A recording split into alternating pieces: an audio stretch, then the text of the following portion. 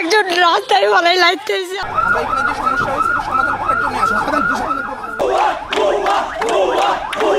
আমরা এখানে এসে জানতে পেরেছি এখানে বিএনপির কিছু নামধারী মীর জাফর এই আওয়ামী লীগের কাছ থেকে টাকা খেয়ে এই আওয়ামী লীগকে লালন পালন করছে।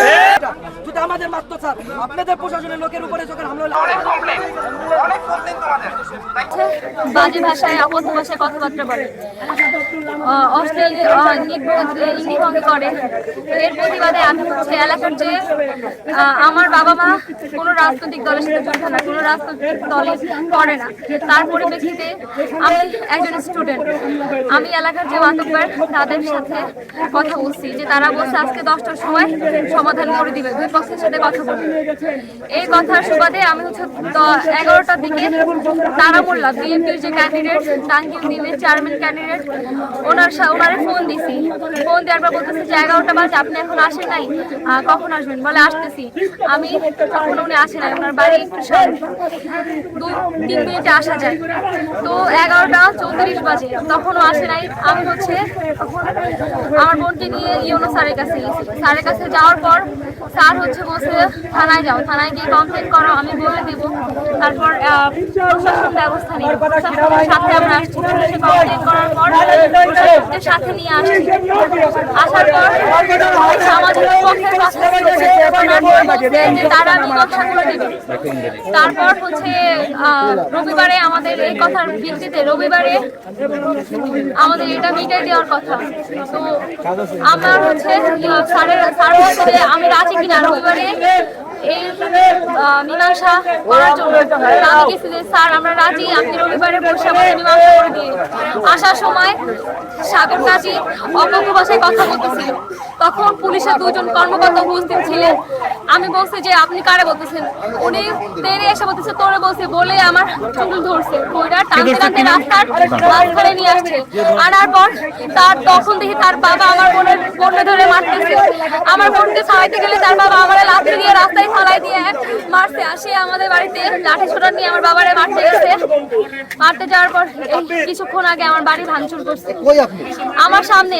প্রশাসন থাকার পরে আমারে মারছে, প্রশাসন থাকার পর আমার বাড়ি ভাঙচুর করছে। আমার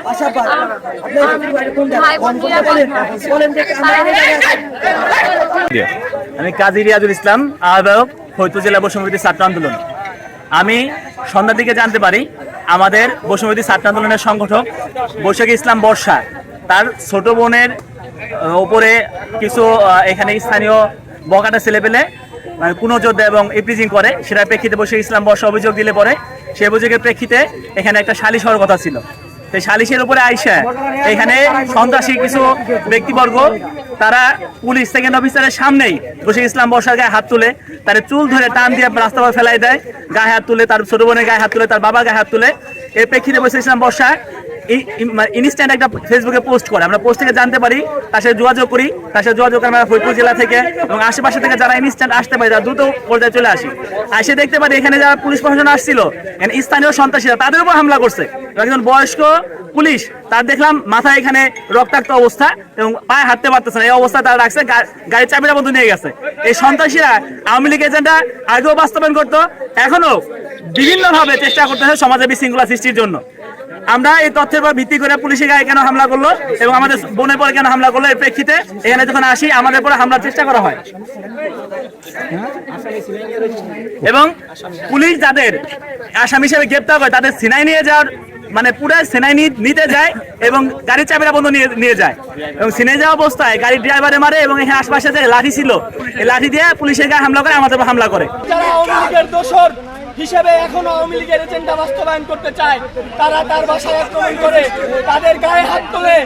এবং আমরা এখানে এসে জানতে পেরেছি এখানে বিএনপির কিছু নামধারী মীর জাফর এই আওয়ামী লীগের কাছ থেকে টাকা খেয়ে এই আওয়ামী লীগকে লালন পালন করছে।